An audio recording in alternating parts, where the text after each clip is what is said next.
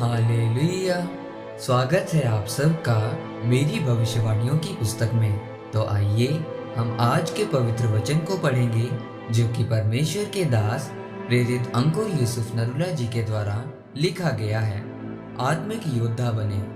जैसा कि न्यायियों की पुस्तक अध्याय 3 उसकी 1 और 2 आयत में लिखा है, उन्हें परखने के लिए यहोवा ने इन जातियों को देश में इसलिए रहने दिया कि पीढ़ी पीढ़ी के इज़राइलियों में से जो लड़ाई को पहले ना जानते थे वो सीखें और जान लें।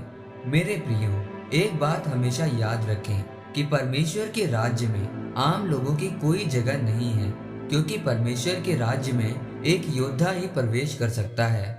जब आप बाइबल में पढ़ते हैं तो लिखा है कि जब इजरायली लोग कनान देश में पहुंच चुके थे तो परमेश्वर ने उनसे कहा था कि मैं कुछ दुश्मनों को तुम्हारे आसपास रखूंगा, ताकि जितने लोग लड़ाई करना नहीं जानते वो सभी लड़ना सीख सके। क्योंकि उन इजरायलियों में बहुत से लोग ऐसे थे जो ये नहीं जानते थे कि परमेश्वर ने उनको मिस्र से किस तरह निकाला है। उनकी उम्र उस समय बहुत छोटी थी, इसीलिए परमेश्वर ने उन अन्य जातियों को अनुमति दी कि वो उनसे लड़े ताकि इजरायली लड़ना सीख सके।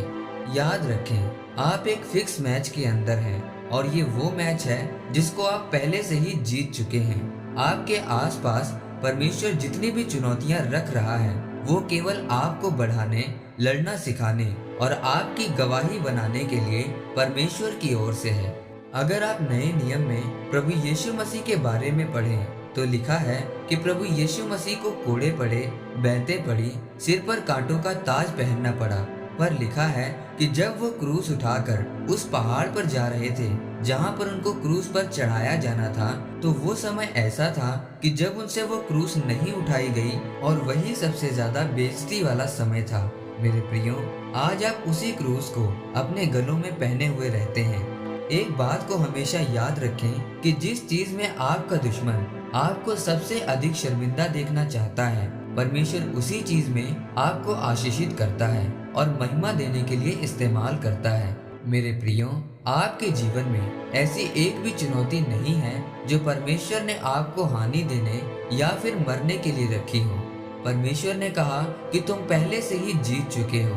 अब जरा सोचिए कि अगर आप परमेश्वर के द्वारा पहले से ही जीत चुके हैं तो फिर आपके जीवन में चुनौतियां या परेशानियां क्यों हैं? इस बात का उत्तर आपको दाऊद के बारे में पढ़कर मिलता है। अगर दाऊद के सामने शेर ना आता और वह उसे मारना ना सीखता, भालू को मारना ना सीखता, तो एक दिन गोलियत भी उसके हाथों से नहीं मरता। उसी तरह से अगर परमेश्वर आपके जीवन में कुछ लड़ाइयाँ या संघर्ष ना दे तो आप कभी भी मजबूत नहीं हो सकते।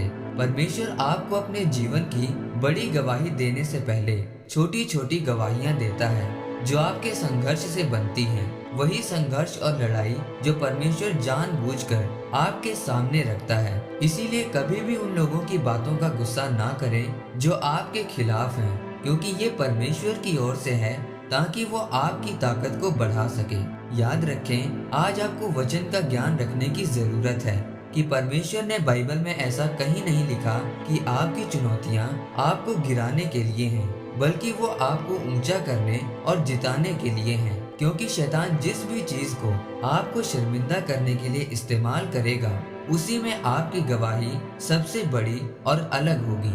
आमीन। आइए परमेश्वर के दास के द्वारा लिखे गए इस अंगीकार को आप मेरे साथ एक मन होकर करें। सर्वशक्तिमान परमेश्वर के नाम में मैं अंगीकार करता हूँ कि मैं आपके वचन के ज्ञान में बढ़ते हुए हर एक चुनौती से लड़ूंगा और जीतूंगा और आपके नाम में बढ़ूंगा, प्रभु यीशु मसीह के नाम में।